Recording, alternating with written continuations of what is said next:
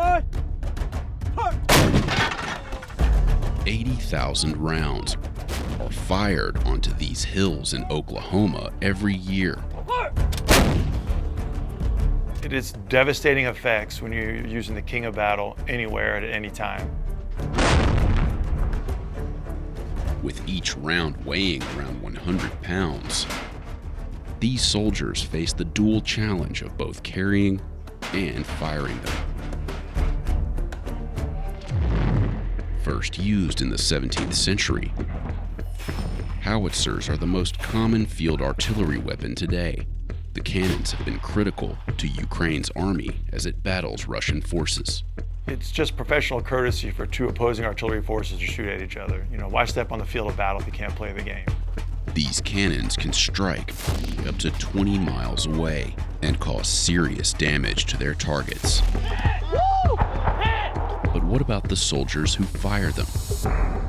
According to the Department of Defense, the firing blast puts them at risk of traumatic brain injury.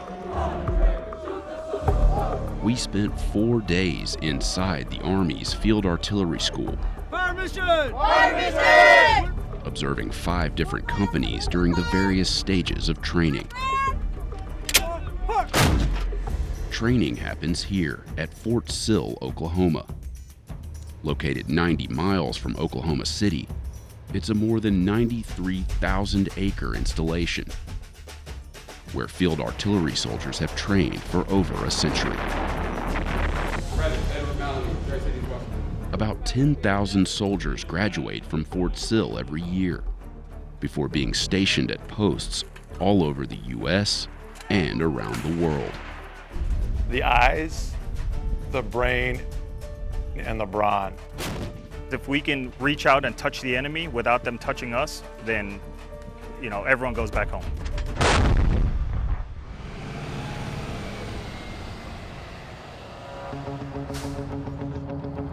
You ready? Yes, boss. As soon as you touch that first round, your time will start. These cannon crew members, known as 13 Bravos, are in their 4th week of training. Being in the field artillery, every day is a PT event. We start with hands-on, where they get to essentially feel the weight of the rounds, practice fusing rounds. A 155 millimeter round is 96 pounds. A 105 round, slightly less. That's a lot of weight. And we do that in as minimum gear as possible. And as we continue the course, we kind of escalate how much equipment they're wearing in addition to doing their jobs. Speed is critical when carrying and moving rounds, with crews often firing at a rate of 2 rounds a minute. When I first got here, I was like, oh my gosh, what did I sign myself up for? I'm not gonna be able to pick this up. I'm not gonna be able to move this. But if you have that mentality that you can do it, or I can move this, or I can do it, then you'll be very successful in your career being the 13 Bravo. We're going to inspect the muzzle brake key for damage. Cannon crew members have 5 weeks to learn how to operate and fire one of the Army's 3 types of howitzers. The Mike 119er Alpha 3, that is the lightest piece we have. The Mike 777 Alpha 2. The M777 howitzer costs about $3.7 million. It was first deployed during the war in Afghanistan and is used today in the war in Ukraine. Since Russia's invasion in 2022, the U.S. Army has supplied over 300 howitzers to the Ukrainian military. Both those 2 pieces are towed artillery, and our final piece is the Paladin, the Mike 109 Alpha 6 or Alpha 7 variation, and they're completely self-propelled, so they do not require other equipment to tow them. Basically, infantry get in trouble, they call for fire. It is our job to be able to do it quickly and safely to provide accurate time on target effects for them. Stand by. Park. Each cannon crew operates from the same position on each howitzer. Charlie Chief, you need charge 2. Would it be verified? The section chiefs oversee the fire missions. They're responsible for making sure everything is done A, safely, and B, accurately. The ammunition team chief ensures that all ammunition is fused and properly handled. Charlie G! Charlie G! Hot Charlie! Hot Charlie! Charge 2! And then you have your cannoneers, 1 through 5, depending on what howitzer you are. Their jobs is operating the howitzer. So they would be the ones running ammunition, loading the rounds, running propellants, putting down the firing platform, throwing down your spades, all the tedious tasks, and chief would be responsible for ensuring they're performing their jobs properly. There's a lot of pressure, honestly. I can even feel it from the 777. Some of just it's almost like a gust of air kind of pushing you back. This sudden pressure wave after an explosion is called blast overexposure. It happens when firing heavy artillery weapons like howitzers. The Defense Health Agency funded research published in 2016 that examined the effects of blast overpressure on service members. It found evidence of brain scarring that could lead to neurological disorders such as insomnia, anxiety, memory impairment, depression, seizures, and chronic pain. Task condition standards. And if we're not doing it, stop, freeze, get everything ready, make sure we've got the right equipment, we're in the right position, we're doing these things right. And that's all part of the training aspect. Stand by! Fire! So while we're firing, we will be wearing a helmet called our ACH. That is going to protect us from head injuries. But how much protection does the ACH actually guarantee? Paul Shar, a former Army Ranger, and now the executive vice president of the Center for a New American Security, says the military can do more. Military helmets date back to antiquity, and the type of helmet design has evolved over the course of millennia based on the threats that soldiers on the battlefield face. So helmets today are not designed to stop against an arrow or a glancing blow from a sword. They're designed to stop against bullets and to protect from impact injuries. So a service member might knock their head when riding in a vehicle or if they fall down. What we don't have right now are helmets that are designed specifically to protect against blast exposure, even though we know that that is a type of injury that service members are facing. So everybody pay attention. Everybody put eyes in Scorpion Ridge. Everybody have eyes on Scorpion Ridge. Right, the 2 targets silhouetted in the top of Scorpion Ridge. You guys see them? The fire support specialists, known as forward observers, act as the eyes of field artillery. They are responsible for supervising the terrain, collecting intelligence, and providing targeting data to artillery units and maneuver brigades. Hey, remember, today is test day, right? This afternoon, we are testing this for real. This morning is going to be the last practice you get before we actually go into testing. They're identifying their target, they're pulling a direction, a distance, and what we call a vertical shift, which is a difference in elevation between their current location and where the target is. They pass that as targeting data to the FDC so the guns can shoot it, and then they provide a detailed target description of what it is they're shooting at so they can engage the target properly. We're the eyes of the artillery. It's great to have artillery, but when they're just launching rounds everywhere, it's not as effective. So we're there to make sure that these rounds are landing on target, on time, when we need them. Back in the field, they move to their final test at the observation post, or OP, for a live call for fire mission using live rounds. 1.3 is the one right there across the field. I serve on the front lines at home as a domestic violence detective, and I wanted to serve on the front lines here. I'm 38, so I am running circles around some of these 19-year-old kids, and I'm not going to stop. Among this platoon of fire support specialist trainees, there's only one female soldier. I really wanted to inspire young women, particularly my daughter and her generations that follow, to come into the military as a soldier in a combat MOS and not be afraid to fight, to be strong women, and believe in themselves that they are just as good as their male counterparts. All right, go ahead and get yourself situated. In 2016, the Army opened all combat roles to women.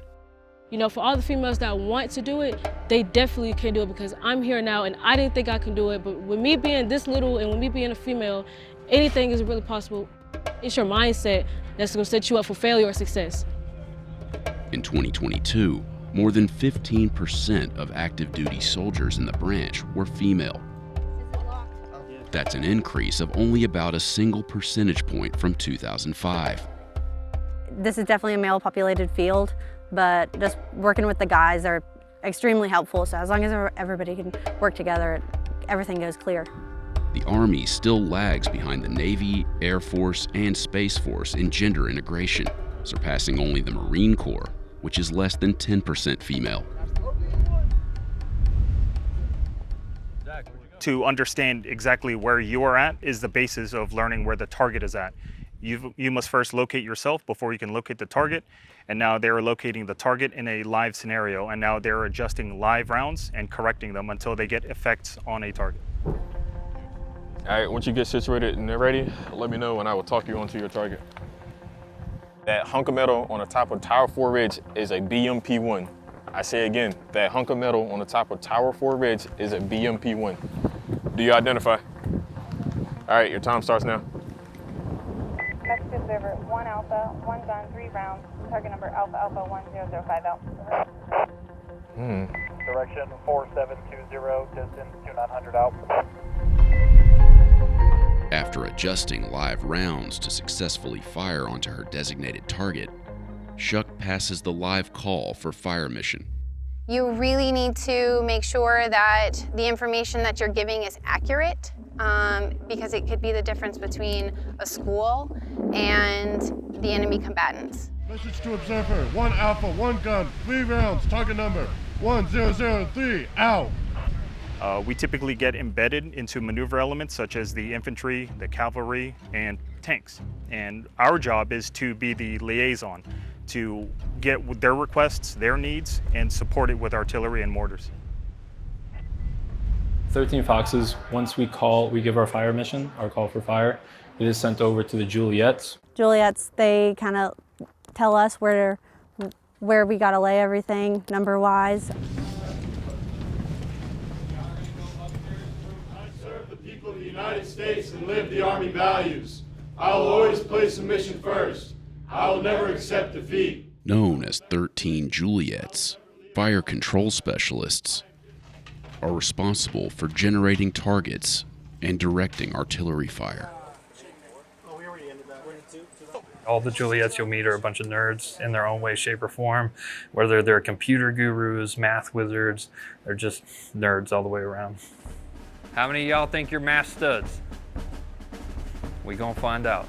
It's one of the biggest challenges that these students have whenever they come through here is learning how to do the new, what we call artillery math. So, I have 2 3.5. Is that my final answer though? We're known as the brains of the field artillery, so we get all the firing data from forward observers. They look for the enemy, they tell us where the enemy is. Everybody understand how to do this? Yes, sir. Pretty simple. When I generate the fire mission, FA task will show me where that round is going to land, and it creates a circle to see if there's anything out there that I don't want to destroy. Maybe my friendly units, maybe it's a hospital, a church, a playground, something like that. Yeah, I chose this one because we had a bonus. The Army incentivizes recruits with enlistment bonuses of up to $50,000. Fire control specialists are eligible for a job signing bonus of up to $25,000. After failing to meet its recruitment goals for the past couple of years, the Army is nearing 100% recruitment this year, with over 24,000 new service members. So if you're on those systems and that was your responsibility, just yell generator grounded, antenna grounded. Working alongside the fire support specialists, the firefinder radar operators, known as 13 Romeos, utilize radar systems to gather information on enemy artillery locations. Price, what's the first thing you gotta do? Ground the generator. The radar is the eyes of the battlefield. Close the switch. We're gonna go from off to prime and run.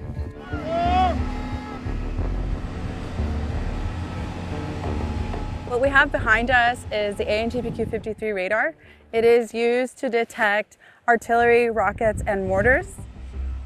The 13 Romeos and the Juliets work really close hand in hand. So all of the data that we collect, we actually send that to the 13 Juliets, and they compute all of that information. And they set up fire missions for the launchers and the howitzers to fire.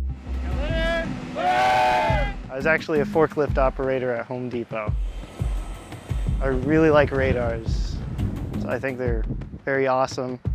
Being able to track rounds is just phenomenal to me. Make sure the pins are always on the outside, and then just do great. I'm from a lot of places. I'm a military brat, so I've traveled the world a lot. My grandpa was in field artillery, and he said choose something smart, so I chose something that seemed smart. So the emplacement time for this is 5 minutes. Once the radar systems are in place and enemy artillery locations are gathered, the data is transferred to the fire support specialists, who process fire missions to the cannons and rocket systems.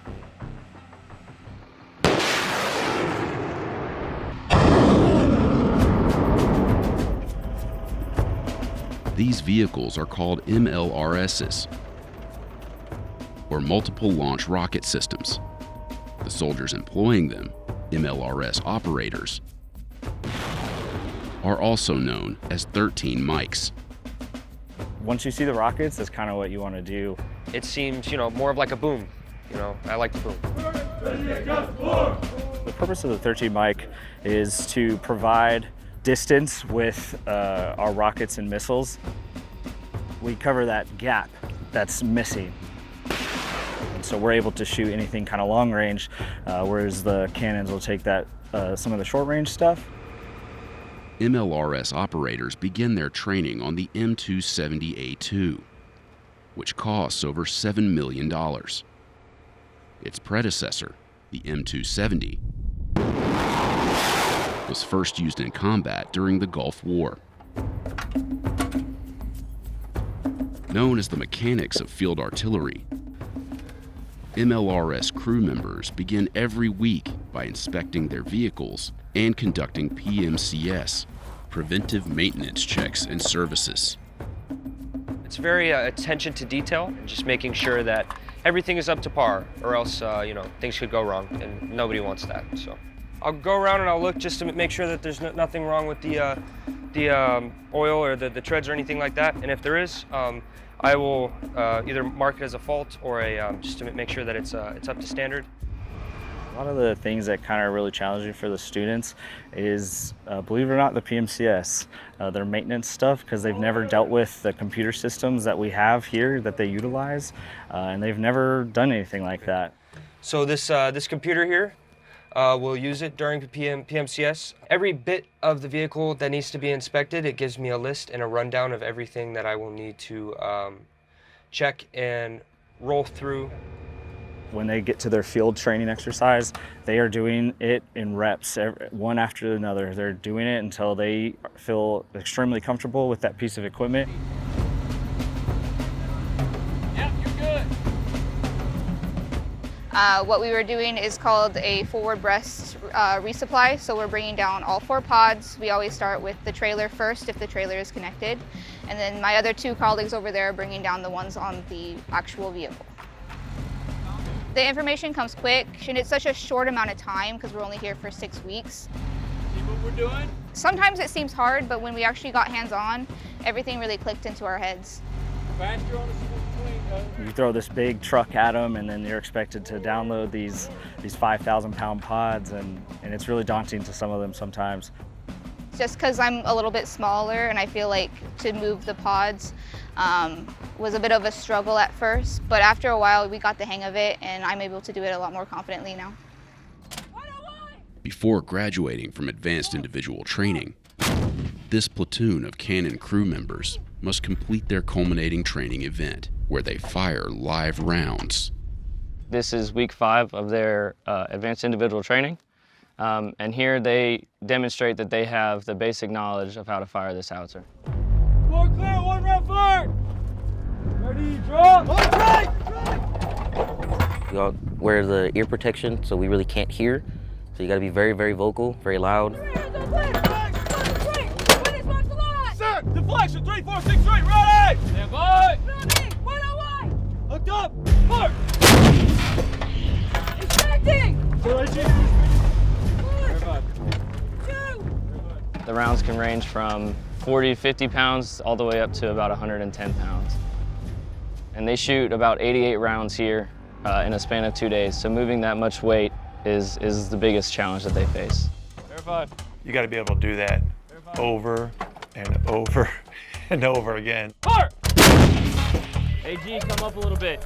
So a lot of them come in here and it beats them up a little bit. But then that most of the time just drives them to want to get better. Can you maintain that physical stress? Do you have the mental ability, the perseverance to do that? I feel like I've noticed a lot change in myself and more developed as a soldier now, I guess you can say. My dad actually does field artillery, so being around it growing up, I was kind of like, okay, well, this is something that I do want to do. He's matured a lot more. Hopefully that maturity will continue to grow. I see that he's becoming a strong young man. Is a team of really great individuals, physically, mentally, spiritually fit, that can execute the things that we want them to do in high-stress environments. Stand by! There's a lot that the military can do right now to reduce service members' exposure to potentially harmful blast overpressure when firing their own weapons. People are a commodity. It's not like the movies. It's not like a video game. There are real repercussions. We adhere to our standards. And so over the next few months, we're continuing through that data push, continue to look at what technology we can integrate and make ourselves better. In training, establishing firing limits for how many times a service member can fire a weapon during one day or a period of, say 72 or 96 hours over the course of several weeks. And the military has firing limits now, but they're not always enforced. And the firing limits probably need to be revised and continually revised based on the latest science. So if we're finding, for example, that military service members are going out and they're shooting these weapons, and then we can measure that their cognitive performance on tests is decreasing after they're shooting these weapons, that's a suggestion that the limits are not in the right place. And we should revise these limits downward to reduce the amount of times they're exposed to this type of harmful blast overpressure so it's not causing these negative cognitive effects.